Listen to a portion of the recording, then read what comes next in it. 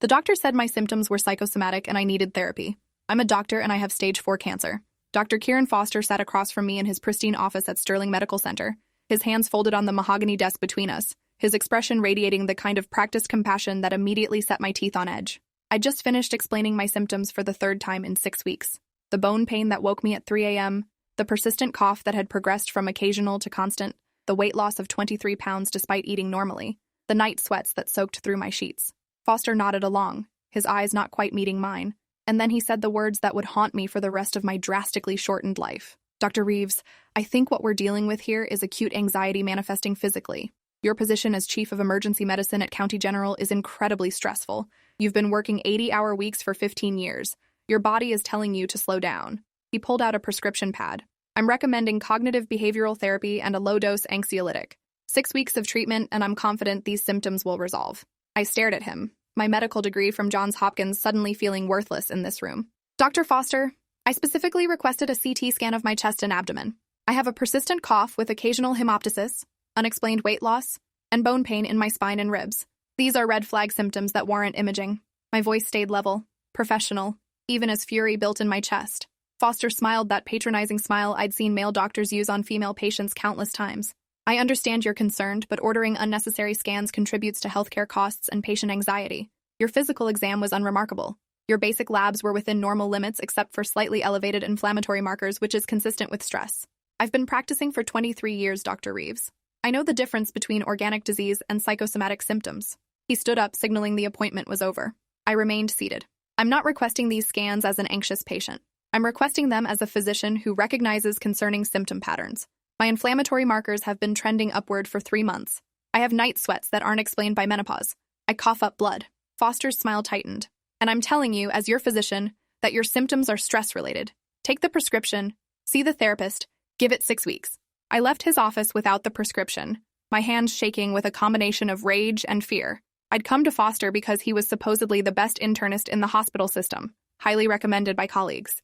What I'd received instead was medical gaslighting from someone who'd decided my legitimate concerns were hysteria. I drove straight to County General, where I'd worked for 12 years, and found Dr. Yuki Tanaka in the radiology department. Yuki and I had trained together as residents, had covered each other's shifts through pregnancies and family emergencies, had celebrated promotions and commiserated over hospital politics. She took one look at my face and pulled me into her reading room. What's wrong?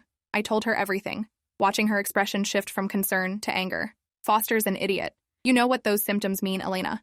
Why are you letting him blow you off? I'd been asking myself the same question, maybe because part of me wanted him to be right, wanted this to be anxiety that could be fixed with therapy and breathing exercises. I need you to order the scans. Today, if possible. Please, Yuki. She was already pulling up the ordering system. Consider it done, and Elena, whatever this is, we'll figure it out. The CT scan happened 4 hours later. I changed into a hospital gown in a room I'd sent countless patients to, lay on the table I'd explained to frightened families, and held my breath when the technician told me to. The machine whirred and clicked around me, capturing images of my insides in thin slices. I knew what the scan could show. I'd read hundreds of them in the ER, had learned to spot the telltale signs of tumors and metastases. After it finished, I dressed and went back to work, throwing myself into the chaos of the emergency department because it was easier than waiting for results. A 16-year-old with a compound fracture, a 53-year-old having a heart attack, an 80-year-old with pneumonia. I treated them all with the same focused intensity I always brought to work, but part of my mind stayed on that imaging suite, wondering what those pictures showed. Yuki found me at 11 p.m. in the break room, staring at cold coffee. Her face told me everything before she spoke. Elena, we need to talk about your scans. My hands started shaking again, sloshing coffee onto the table. How bad? Yuki pulled up the images on her tablet, and I saw my death sentence in grayscale. Multiple lesions scattered throughout both lungs, masses in the mediastinal lymph nodes, lytic lesions visible in my thoracic spine and several ribs. The pattern was unmistakable even to me, and I wasn't an oncologist. It's everywhere, I heard myself say. Yuki nodded, her professional mask slipping to show the fear underneath. I'm so sorry. The primary appears to be in your right upper lobe, about 4 centimeters. But Elena, the metastases, we're looking at stage 4. I've already called Dr. Amara in oncology. She can see you first thing tomorrow. Stage 4, lung cancer. The words echoed in my head, disconnecting from meaning. I'd delivered this diagnosis to patients. I'd held hands and explained treatment options and provided compassionate support. I'd never imagined being on this side of the conversation. I don't smoke. I've never smoked. I'm 43 years old. The protest came automatically, as if stating facts could change reality. Yuki squeezed my hand. 20% of lung cancer patients never smoked. And you've been symptomatic for at least 3 months based on what you told me. Elena, if Foster had ordered these scans when you first came to him, she didn't finish. She didn't have to. I went home to my empty apartment and sat in the dark, my mind racing through everything I knew about stage 4 lung cancer. Median survival measured in months, not years. Treatment options limited to palliative care and experimental protocols. 5-year survival rate less than 10%. I'd lost 3 months fighting with Foster to take me seriously. 3 months where the cancer had spread unchecked through my body. I thought about calling my sister in Boston, but it was past midnight and I couldn't find words for this conversation. Instead, I opened my laptop and started researching. By 4 a.m., I'd read every study published in the last 5 years about advanced non-small cell lung cancer. The data was brutal. Most patients survived less than a year from diagnosis. The newest immunotherapies showed promise but only worked for specific genetic mutations. Chemotherapy might buy time but would destroy what quality of life I had left. I closed the laptop and lay on my couch, watching dawn creep through the windows, thinking about all the things I'd never do. I'd never remarry after my divorce 3 years ago. I'd never have children. I'd never retire to that cabin in Montana I'd been dreaming about. I'd probably never see another Christmas. Dr. Nadia Amara's office was everything Foster's wasn't. She listened without interrupting while I detailed my symptoms, their timeline, and Foster's dismissal. She reviewed my scans with me, pointing out each metastasis, explaining what they meant. We'll need a biopsy to confirm the diagnosis and check for targetable mutations. Based on the imaging, I'm recommending a PET scan to map all disease sites. Then we'll discuss treatment options. Her voice was matter-of-fact but kind. I won't lie to you, Dr. Reeves. This is advanced disease, but we have options. I appreciated that she didn't sugarcoat reality or offer false hope. What's the median survival for stage 4 lung cancer? I asked, needing to hear it from someone else. Amara met my eyes. With treatment, 12 to 15 months on average. But statistics don't tell individual stories. Some patients respond better than others. The biopsy happened the next day. A needle through my chest wall into the lung mass, guided by CT. I watched the monitor as the radiologist advanced the needle toward my tumor, stealing cells that would tell us exactly what was killing me. The procedure hurt despite local anesthetic, a sharp pain that made me gasp. The radiologist apologized but kept working, needing adequate tissue samples for all the molecular testing that would guide treatment decisions. The pathology came back in 3 days. Adenocarcinoma, the most common type of lung cancer. No EGFR mutations, no ALK rearrangements, no ROS1 fusions. Nothing that would make me a candidate for the targeted therapies that actually worked. I was left with traditional chemotherapy, which might shrink the tumors temporarily but wouldn't cure anything. Dr. Amara delivered this news in her office, her expression sympathetic. I know this isn't what you wanted to hear, but we can start a platinum-based doublet chemotherapy regimen. Studies show it can extend survival and improve quality of life. I did the math in my head. Extend survival by a few months at best. Quality of life was debatable when you spent half your time vomiting and the other half too exhausted to leave bed. What if I don't do treatment? I asked. Amara didn't flinch. Then you're looking at 3 to 6 months. The tumors will continue growing, you'll develop more complications, it won't be comfortable. I chose treatment because I wasn't ready to give up, even knowing the odds were stacked against me. I started radiation to my brain the following week, lying on a table while invisible beams destroyed cancer cells and probably some healthy tissue too. Meanwhile, I contacted a lawyer about filing a malpractice suit against Foster. The attorney, a sharp woman named Rebecca Lim, reviewed my records with increasing anger. Dr. Foster ignored clear warning signs and diagnosed you with anxiety instead of ordering appropriate tests. You lost 3 critical months of treatment time. We have a strong case. But building a case took time I didn't have. We needed expert witnesses, depositions, documentation. The process could take years. I don't have years, I told Rebecca bluntly. Stage 4 lung cancer has a median survival of 8 to 12 months. I need this resolved faster. She nodded, understanding. We can file and push for an expedited hearing based on your prognosis. But Dr. Reeves, malpractice cases are difficult even with clear negligence. The defense will argue that earlier diagnosis wouldn't have changed your outcome. I knew she was right. Stage 4 cancer was stage 4 cancer, regardless of when it was found. But maybe earlier treatment would have prevented some metastases. Maybe I'd have had more time. Maybe I wouldn't be dying at 43. I authorized her to file the suit. News spread fast through the medical community. Dr. Kieran Foster, prominent internist, sued for malpractice by one of the hospital's own physicians. The story made local news, then national medical journals. Colleagues who'd worked with Foster for years started coming forward with their own stories of dismissed symptoms and delayed diagnoses. A pattern emerged. Foster routinely told female patients their symptoms were psychosomatic. He ordered fewer tests for women than men with identical presentations. Multiple women had eventually been diagnosed with serious conditions after months of him telling them to see therapists. The hospital administration called me in for a meeting. I sat across from 3 executives who looked deeply uncomfortable. Dr. Reeves, we're devastated by your diagnosis, the CEO started. But this lawsuit is creating significant problems for Sterling Medical Center. Dr. Foster has threatened to countersue for defamation. Several of our board members are concerned about negative publicity. I stared at them. These administrators who'd never treated a patient but made decisions that affected thousands. I'm dying because Dr. Foster decided my symptoms weren't real. I'm not withdrawing the lawsuit. The chief medical officer leaned forward. We're not asking you to withdraw it. We're asking you to consider settling quietly. We'd be willing to offer substantial compensation and a guarantee that Foster will undergo additional training on gender bias in medicine. I laughed. The sound bitter in that sterile conference room. Additional training. That's your solution. Not firing him, not revoking his privileges, but a workshop on not being sexist. My voice rose. How many more women will he misdiagnose while he's attending his sensitivity training? They had no answer. The chief medical officer tried again. Dr. Reeves, we understand your anger, but dragging this through court will be stressful for you during treatment. A settlement would let you focus on getting better. I'm not getting better, I said flatly. I'm dying. Stage 4 lung cancer doesn't get better. It gets managed until it doesn't respond to treatment anymore, and then you die. Foster stole 3 months from me, months where the cancer spread to my brain and bones and liver. I can't get those months back, but I can make sure he faces consequences. I left the meeting and went straight to the local news station, where a producer had been calling me for an interview. If the hospital wanted to bury this quietly, I'd make sure everyone knew what happened. The interview aired that evening. I sat under bright lights and told my story to millions of viewers. The symptoms I'd reported, Foster's dismissal, the 3 months of delay, the stage 4 diagnosis, my prognosis. I'm a doctor, I said, looking directly into the camera. I have 15 years of medical experience. I know my own body. And I was still ignored because a male physician decided he knew better. How many women have died because their symptoms were called psychosomatic? How many are dying right now because doctors won't listen? The interview went viral. Within 24 hours, it had been shared millions of times on social media. Women flooded the comments with their own stories of medical gaslighting, of pain dismissed as anxiety, of diagnoses delayed until diseases became untreatable. A movement started, women demanding to be believed by their doctors. Investigative journalists started digging into Foster's history, finding more patients he'd misdiagnosed. A woman who'd gone blind because Foster dismissed her vision problems as stress-related migraines.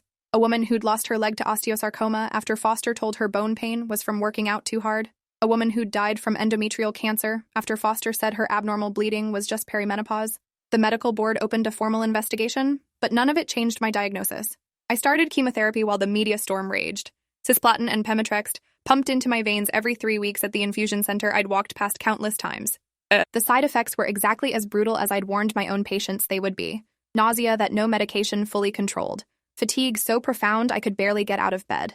Neuropathy in my hands and feet, making it hard to button shirts or walk without stumbling. Hair falling out in clumps until I was completely bald. Mouth sores that made eating painful. My white blood cell count dropping so low that any infection could kill me. I watched my body betray me, cell by cell. My sister flew in from Boston after the interview aired. Rachel found me on the couch, too weak to answer the door, and let herself in with the spare key I'd given her years ago. She took one look at me and started crying. Why didn't you tell me sooner? I didn't have a good answer. Maybe I'd been in denial. Maybe I'd wanted to protect her. Maybe I'd been too angry to form words. Rachel moved in, taking over the practical details I couldn't manage anymore. Bills, groceries, driving me to appointments, holding my hair back when the nausea got too bad. She called our parents in Florida, delivering news that shattered their retirement dreams. They flew up immediately, my father's face crumbling when he saw me. We'd never been a demonstrative family, but my mother held me for a long time, her tears soaking into my shoulder. We're going to fight this, she said fiercely. You're going to beat this. I didn't have the heart to tell her the statistics. Stage 4 lung cancer had a 5-year survival rate of less than 10%. Most of those survivors had genetic mutations that made them responsive to targeted therapy. I had none of those mutations. I was looking at months, not years, but I let her believe because she needed hope even if I'd already calculated my own death date. 3 months into treatment, I went back for new scans to see if the chemotherapy was working. The waiting room at radiology was full of other cancer patients, all of us bald or wearing scarves, all of us with that hollowed-out look that comes from fighting a losing battle. I recognized a few from the infusion center where we sat side by side receiving our poison. We nodded at each other in grim solidarity. The scans took an hour. When I met with Dr. Amara to review them, her expression told me everything. The lung masses have grown slightly. The brain lesions are stable but not shrinking. And Elena, I'm sorry to say we found new metastases in your liver. She pulled up the images, showing me the lesions that hadn't been there 3 months ago. The cancer was winning.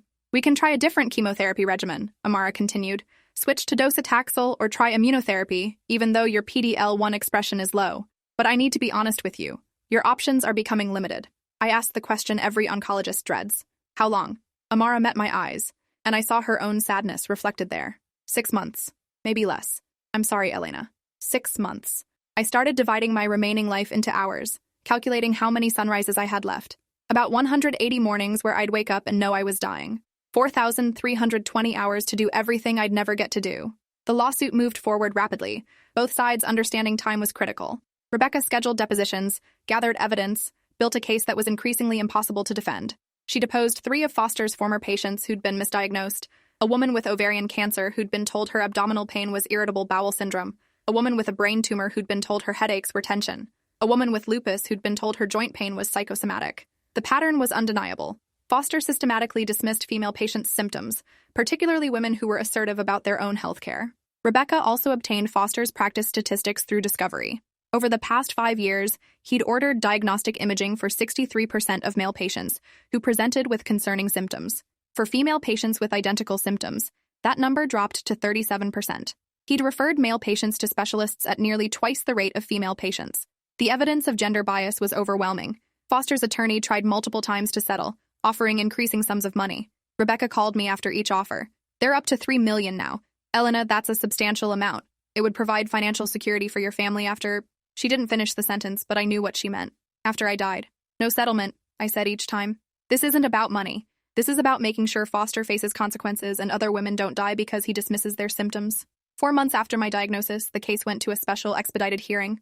I sat in the courtroom, my body ravaged by cancer and chemotherapy, wearing a wig because I couldn't bear to show up bald. I'd lost 35 pounds from my already slim frame. My skin had a grayish pallor. I looked like a dying woman because I was a dying woman. Foster testified first, confident and polished in his expensive suit. He explained his clinical reasoning in medical jargon designed to confuse the jury. Dr. Reeves presented with nonspecific symptoms that could indicate numerous conditions. Chest pain, fatigue, and weight changes are extremely common complaints. Given her high-stress occupation and her history of anxiety, I exercised appropriate medical judgment in determining that psychosomatic causes were most likely. Ordering every test a patient requests isn't good medicine. It's defensive medicine driven by litigation concerns rather than clinical acumen. His attorney walked him through each appointment, having him explain why he'd made the decisions he did.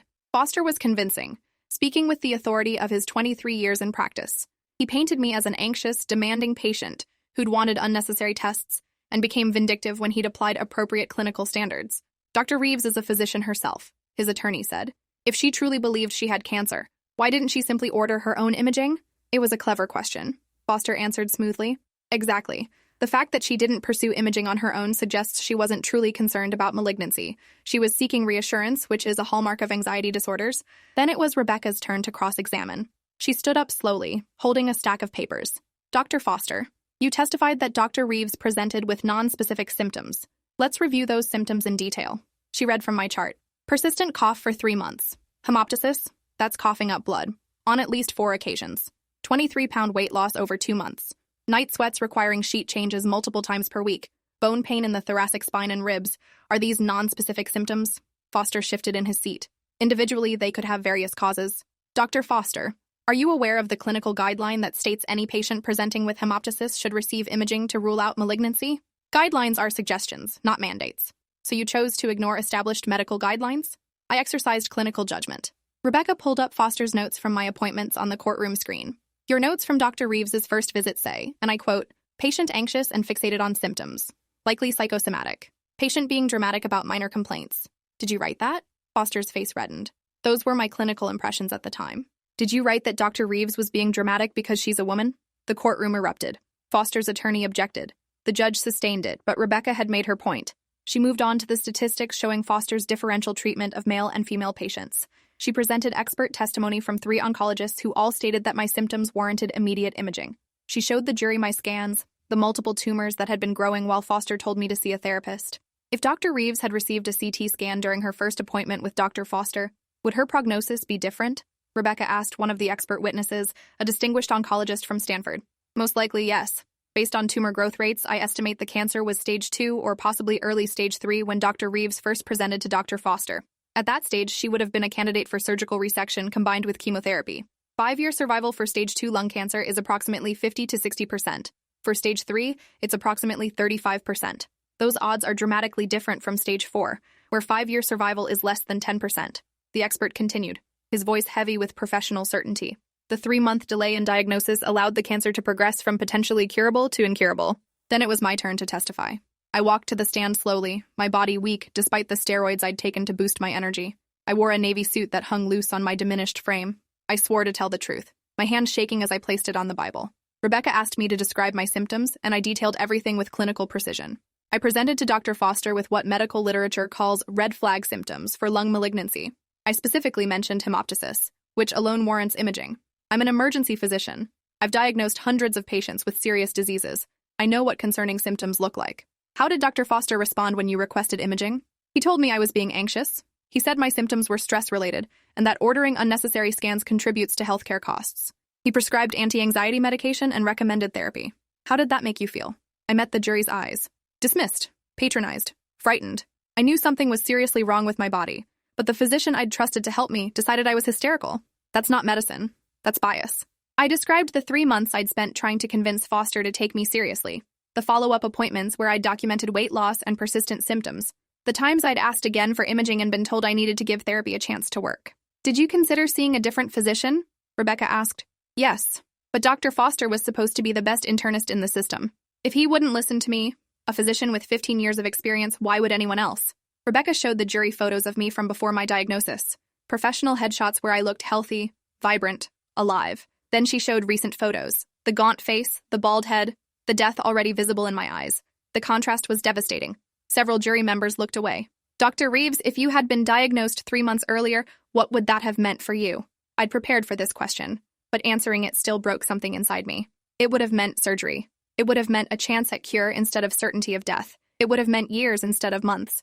It would have meant I might have seen my niece graduate high school, might have written the textbook on emergency medicine I'd been planning, might have had time to do something meaningful with the life I'd worked so hard to build. My voice cracked on the last words. Rebecca handed me tissues. I have no further questions. Foster's attorney tried to discredit me on cross-examination, suggesting I was bitter about my diagnosis and looking for someone to blame. But I stayed calm, letting the medical evidence speak for itself. After 3 days of testimony, the jury began deliberating. Rebecca had warned me it could take days or even weeks for them to reach a verdict. They came back in 4 hours. We assembled in the courtroom, my family on one side, Foster and his team on the other. The jury forewoman stood, a middle-aged woman who'd cried during my testimony. We find in favor of the plaintiff, Dr. Elena Reeves. We find that Dr. Kieran Foster's care fell below the standard of medical practice and directly contributed to Dr. Reeves's current condition. We award compensatory damages in the amount of $3 million and punitive damages in the amount of $2 million, for a total of $5 million. The courtroom erupted. Foster's face went white. His attorney immediately began talking about appeals. Rachel grabbed my hand, crying, but I felt strangely empty. The money wouldn't buy me more time. It wouldn't cure my cancer. It wouldn't give me back the 3 months Foster had stolen. Outside the courthouse, reporters swarmed us. Rebecca made a statement while Rachel shielded me from the worst of it. This verdict sends a clear message that doctors must listen to their patients, especially women. Medical gaslighting kills. Dr. Foster's negligence cost Dr. Reeves her life. That night, I lay in bed, unable to sleep, thinking about what justice actually meant. Foster would appeal the verdict. He might never pay the full judgment. His malpractice insurance would cover most of it anyway. Meanwhile, I was dying. The cancer continued spreading regardless of court decisions. My phone buzzed with a text from an unknown number. I'm sorry. I should have listened. I'll have to live with this mistake for the rest of my life. It was signed, K.F. Kieran Foster. I stared at his apology, his attempt at redemption, and felt nothing but contempt. He'd have to live with his mistake for the rest of his life. I'd have to die with it. I deleted the message without responding. Sorry didn't cure cancer. Sorry didn't give me back the time I'd lost. Sorry was meaningless when it came from someone who'd dismissed every one of my concerns until a jury forced him to acknowledge his negligence. The medical board's investigation concluded 2 weeks later. They found that Foster had violated multiple standards of care in my case and established a pattern of gender-based discrimination in his treatment decisions. His medical license was revoked permanently. He could never practice medicine again. The hospital placed him on immediate administrative leave and eventually terminated his employment. Several other doctors who'd shown similar patterns of dismissing female patients were also investigated. Policy changes were implemented requiring second opinions when patients specifically requested tests. Mandatory training on gender bias in medicine became required for all staff physicians. It was something. It wasn't enough. None of it brought back the 3 months I'd lost. None of it changed my prognosis. I spent my remaining weeks trying to make peace with dying at 43. I wrote letters to my nieces and nephew to be opened on their graduations and weddings and other milestones I'd never see. I wrote articles about medical bias for major publications, hoping other women might avoid my fate. I updated my will, planned my funeral, said goodbye to friends and colleagues who came to visit with tears in their eyes and platitudes about fighting and staying strong. I was tired of fighting. I was tired of being strong. I just wanted the pain to stop. Dr. Amara stopped chemotherapy when it became clear it was doing more harm than good. My quality of life had deteriorated to the point where treatment wasn't worth the extra few weeks it might buy. I entered hospice care at home, set up in my childhood bedroom at my parents' house because my apartment had too many stairs. My sister and parents took shifts sitting with me, making sure I was never alone. The pain got worse despite increasing doses of morphine. The cancer in my bones felt like fire spreading through my skeleton. Breathing became difficult as the lung tumors grew. I slept more and more, drifting in and out of consciousness. During lucid moments, I thought about everything I'd never do. I'd never fall in love again. I'd never see the northern lights. I'd never learn to play piano. I'd never finish the emergency medicine textbook I'd been writing. I'd never grow old. Small dreams and large ones, all extinguished by cancer and compounded by Foster's negligence. 3 weeks before the end, Rebecca called with an update. Elena, I wanted you to know something. 6 women have filed malpractice suits against Foster using your case as precedent. The hospital is reviewing records of every patient he saw in the last 10 years. Your courage is helping other women get justice. I smiled, the gesture painful with my cracked lips. Good. It was all I could manage, but it mattered. Maybe the most important thing I'd done in my shortened life was speak up, make noise, force the system to pay attention. Rebecca's voice softened. How are you doing? Dying, I said simply. But I'm glad I fought. Tell those other women I'm glad they're fighting too. After we hung up, I lay back against pillows that smelled like home, listening to my mother moving around in the kitchen downstairs. She was baking cookies even though I couldn't eat them anymore, even though the smell made me nauseous. She needed something to do with her hands, some way to feel like she was mothering me when there was nothing left to do but wait. My father sat in a chair by my bed, reading the newspaper aloud even though I drifted in and out. Rachel had gone to pick up more medications from the pharmacy. We were a family united in grief, holding vigil for my death. The hospice nurse came daily to adjust my medications and check my vitals out of habit, even though we all knew I was past help. She was kind, this stranger who shepherded dying people through their final days. She explained what would happen, how my breathing would change, how I might become confused or agitated, how eventually I'd slip into unconsciousness and then stop breathing altogether. My last coherent day was a Wednesday in late autumn. The trees outside my window had turned gold and red, nature putting on its final show before winter death. I'd always loved fall. Now I understood I was experiencing my last one. I asked my family to gather, wanting to say goodbye while I still could. My parents, my sister, my nephew and nieces who'd been shielded from most of my illness but needed to say goodbye. I told them I loved them. I told them not to blame themselves for not catching the cancer earlier, not to waste energy on guilt that wouldn't change anything. I told my sister to live fully and love deeply and not take a single day for granted. I told my parents I was sorry for leaving them, sorry they had to bury their daughter. They all cried. I was too dehydrated for tears anymore, my body conserving what little fluid remained. That evening, as the sun set in orange and pink streaks, I asked my mother to read me a story. She chose Charlotte's Web, the book she'd read to me as a child. Her voice broke multiple times as she read about Charlotte dying after saving Wilbur, about the cycle of life and death and the things we leave behind. It felt appropriate. I was Charlotte, spinning my web of advocacy and justice before dying too young. 5 months and 23 days after Dr. Kieran Foster told me my symptoms were psychosomatic, I died in my childhood bedroom at 3:47 in the morning. My mother was holding one hand, and my sister holding the other. My father sat at the foot of the bed, his hand on my ankle, maintaining contact until the end. The hospice nurse had increased my morphine drip hours earlier, and I was unconscious, my breathing shallow and irregular. Then it simply stopped. One breath, then nothing. The nurse checked for a pulse, found none, and noted the time of death in her chart. I was 43 years old. My obituary made national news. Dr. Elena Reeves, emergency physician and advocate for patient rights, died from stage 4 lung cancer that might have been treatable if diagnosed earlier. She spent her final months fighting medical bias and holding the physician who dismissed her symptoms accountable. The story included photos from my trial testimony, my gaunt face and bald head a testament to the disease that killed me. News anchors discussed medical gaslighting, gender bias in healthcare, the importance of doctors listening to patients.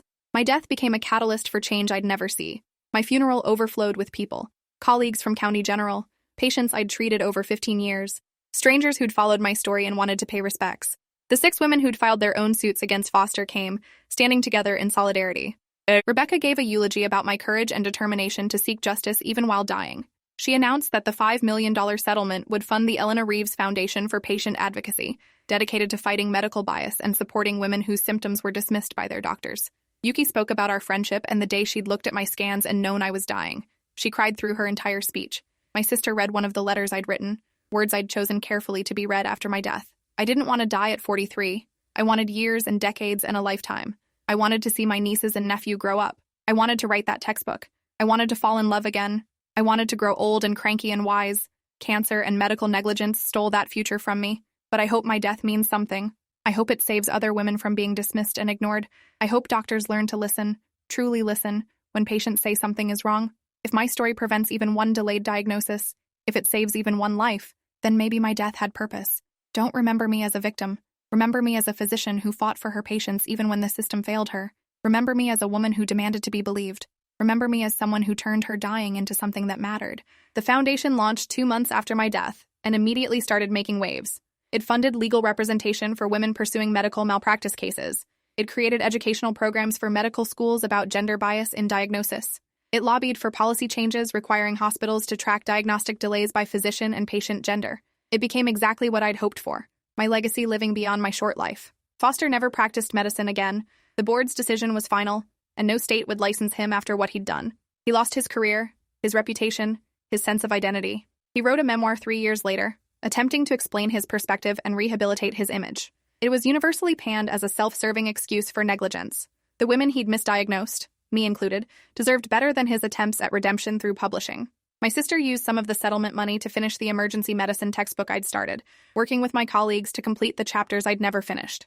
It was published 2 years after my death, dedicated to my memory. Dr. Elena Reeves's textbook of emergency medicine became required reading in residency programs across the country, my knowledge and expertise living on in the physicians I'd trained and the words I'd written. Dying at 43 from cancer that should have been caught earlier was a tragedy. But the changes that came from my death, the women who were believed because I'd fought, the policies that were changed, the doctor who could never hurt another patient, those things mattered.